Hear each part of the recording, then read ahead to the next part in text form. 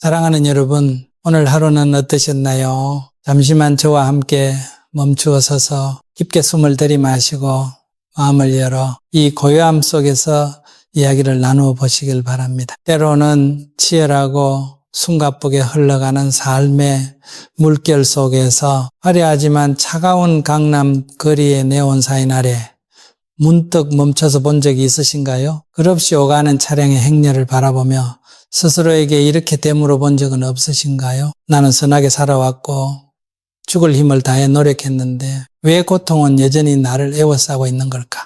이것은 단지 당신만의 탄식이 아닙니다. 화려함 뒤에 가려진 깊은 상처들 사이에서 방황하는 수많은 영혼의 애달픈 마음의 소리이기도 합니다. 우리는 지금 무한 경쟁이라는 소용돌이에 휘말린 세상에 살고 있습니다. 어린 시절부터 우리는 인생의 하나의 경주이며 그곳에서 멈추는 것은 곧 낙오를 의미한다고 배워왔습니다. 완벽해져야 한다는 압박, 남들이 부러워하는 것들을 소유해야 한다는 욕망은 어느새 우리를 기계처럼 만들어버렸습니다. 성실하게 살아왔음에도 불구하고 삶은 여전히 우리를 쓰라린 현실로 시험합니다.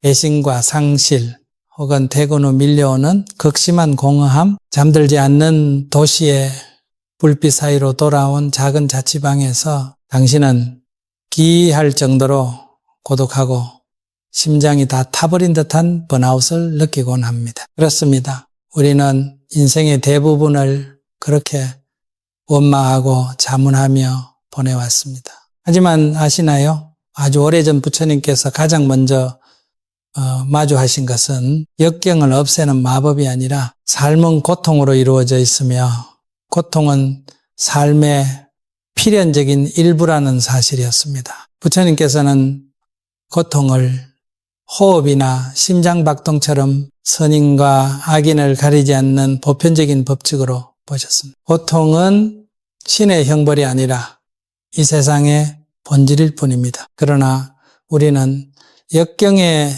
마주할 때마다 나라는 존재에 너무나 집착한 나머지 자신의 고통을 확대 해석하며 왜 세상 모두가 행복해 보이는데 나만 이렇게 힘들까라는 사고의 덫에 빠지곤 합니다. 키사고탐이라는 젊은 어머니의 이야기를 기억해 보세요. 사랑하는 어린 자식이 세상을 떠나자 그녀는 슬픔에 미쳐버렸고 아이를 살릴 약을 찾아 헤맸습니다. 부처님께서는 그녀에게 단 한 명도 죽은 사람이 없는 집에서 겨자씨 한 줌을 얻어오라고 말씀하셨습니다. 그녀는 걷고 또 걸어 모든 집의 문을 두드렸지만 결국 마주한 사실은 잔인했습니다. 어느 집이나 고통이 있었고 어느 집이나 상실을 겪었습니다. 서울의 화려한 펜트하우스부터 좁은 고시원까지 누구나 자신만의 겨자씨 하나쯤은 품고 살아갑니다. 남모를 상처,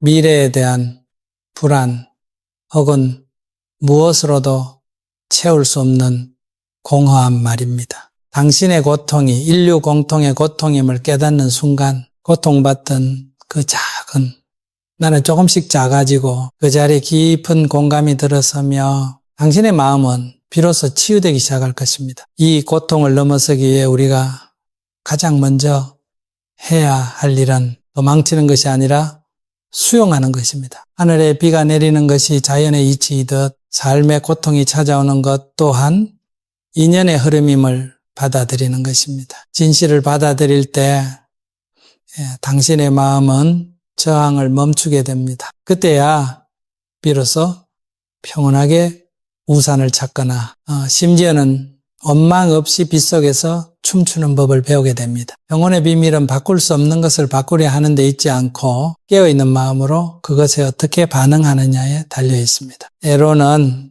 고통스러운 감정이 변장한 축복이 되기도 합니다. 생각해 보세요. 거친 풍랑이 없다면 어떻게 노련한 뱃사공이 탄생할 수 있겠습니까? 삶이 온통 달콤하기만 하다면 우리 영혼은 영원히 연약한 아이에 머물러 있을 것입니다. 수영을 배우고 싶다면 기꺼이 물속으로 뛰어들어 허우적거리는 경험을 해야만 합니다. 그래야만 떠오르는 법을 배우고 물결을 다스릴 수 있게 됩니다. 역경은 당신을 단단하게 단련시켜주는 촉매제이자 지혜와 통찰에서 비롯된 강인한 정신을 만들어줍니다. 치유의 여정을 자신에 대한 자비심으로 시작해 보세요. 남들만큼 성취하지 못했다고 해서 작은 실수를 저질렀다고 해서 스스로를 괴롭히지 마세요. 매 순간 숨을 쉴 때마다 마음 챙김을 실천해 보세요. 고통이 찾아올 때 깊게 숨을 들이마시고 그것을 쫓아내지도 말고 그렇다고 깊이 빠지지도 마세요. 마치 강가에 서서 흘러가는 꽃잎을 바라보는 관찰자처럼 그저 바라보며 알아차리세요. 고통이 지금 여기 있구나. 이것은 지금 나의 경험 중 일부일 뿐 결코 나의 전부는 아니다. 당신은 당신의 고통보다 훨씬 더 크고 넓은 존재입니다. 세상은 무상의 법칙에 따라 움직이며 모든 것은 하늘의 구름처럼 왔다가 사라집니다. 우리에게 찾아오는 모든 일들은 인과의 흐름 속에 저마다의 이유가 있습니다. 그것을 개인적인 문제로 여겨 스스로 우울에 빠지거나 삶을 원망하지 마세요. 지치고 고갈된 당신에게 전합니다. 당신이 깨어있는 눈으로 고통을 정면으로 마주할 용기를 낼 때 그 시련의 한가운데서 행복의 씨앗을 발견하게 될 것입니다. 진정한 평온은 소음도 고통도 없는 곳에 있는 것이 아닙니다. 그 모든 것들이 휘몰아치는 한가운데서도 당신의 마음이 고요함을 유지할 때 비로소 찾아오는 것입니다. 당신은 결코 혼자가 아닙니다. 이 고요함 속에서 우리는 모두 삶의 같은 고통과 인간으로서의 시련을 통해 연결되어 있기 때문입니다. 당신에게는 이 거친 폭풍우를 뚫고 나갈 충분한 내면의 힘과 자비 그리고 지혜가 이미 갖추어져 있습니다. 그러니 부디 강인한 정신을 잃지 마시고 자신의 고통을 향해 미소 지으며 지금 이 순간을 온전하고 여유롭게 살아가시길 바랍니다. 마음이 평온해지면 세상 또한 자연스레 부드럽게 변할 것입니다. 마음이 고요하면 모든 것이 괜찮아질 것입니다.